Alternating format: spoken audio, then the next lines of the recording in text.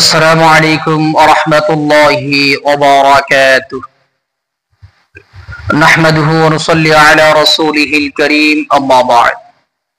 সম্মানিত দিনী ভাই ও বোনেরা, আপনারা সকলেই কেমন আছেন?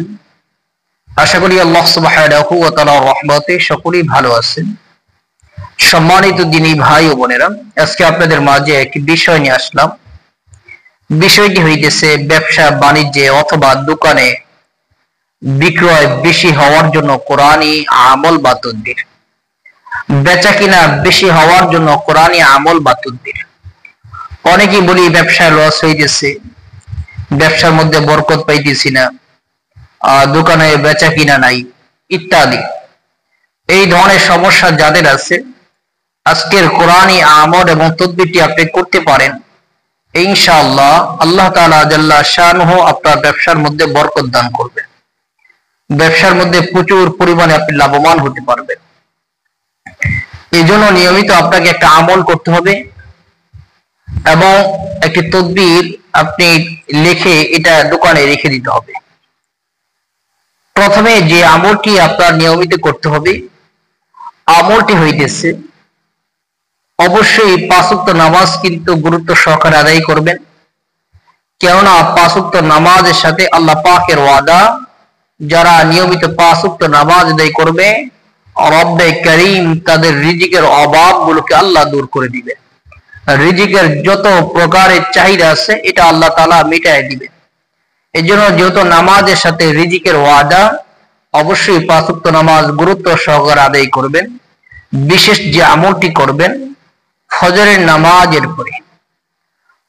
নামাজের পরে কিবলামুখী হয়ে বসে বসে কয়েকবার ইস্তিগফার পাঠ করবেন, কয়েকবার দুরূদ ইব্রাহিম পাঠ করবেন।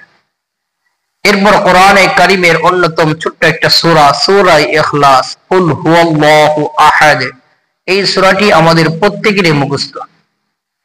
সূরা ইখলাস ১০০ বার পাঠ করবেন, সম্ভব হলে ২০০ বার পাঠ করবেন। ১০০ বার অথবা ২০০ বার পাঠ করে আল্লাহ পাকের একটি গুণবাচক নাম আছে, ইয়া লতীফু অথবা আল্লাহু লতীফু, আল্লাহু লতীফু, এইভাবে ১০০ বার অথবা ২০০ বার অথবা ৫০০ বার কিছু সময় আল্লাহ পাকের এই নামের জিকির করবেন প্রতিদিন নিয়মিত সকালে। এরপর আবারও কয়েকবার ইস্তিগফার ও দুরূদ শরীফ পাঠ করে আল্লাহ পাকের নিকট দোয়া করবেন। এই আমলটি নিয়মিত করে যাবেন, ইনশাআল্লাহ রিজিকের কখনই কোনো অভাব অনটন দেখা দিবে না। এবার আসুন যে তদবিরটি করতে হবে, আমি স্ক্রিনে সূরা তাওবার ১১১ নম্বর আয়াতে কারিমা দিয়ে দিব।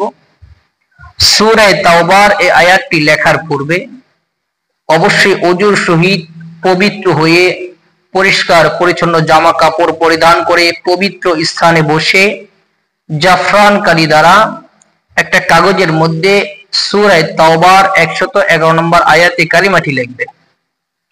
লেখার পূর্বে কয়েকবার ইস্তিগফার পাঠ করবেন, কয়েকবার দুরূদ ইব্রাহিম পাঠ করে লিখবেন। লেখা হয়ে গেলে এবার দুরূদ ইব্রাহিম পাঠ করবেন ১১ বার।